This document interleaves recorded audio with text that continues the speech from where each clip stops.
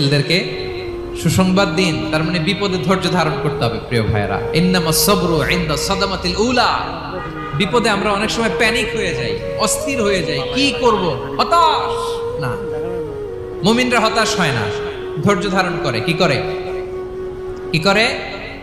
ধৈর্য ধারণ করার শক্তি দাও গো মেহেরবান আমায়, দাও গো মেহেরবান। পড়েন, ধৈর্য ধারণ করার শক্তি দাও গো মেহেরবান আমায়, দাও গো মেহেরবান। সবাই বলুন একসাথে, ধৈর্য ধারণ করার শক্তি দাও গো মেহেরবান আমায়, দাও গো মেহেরবান।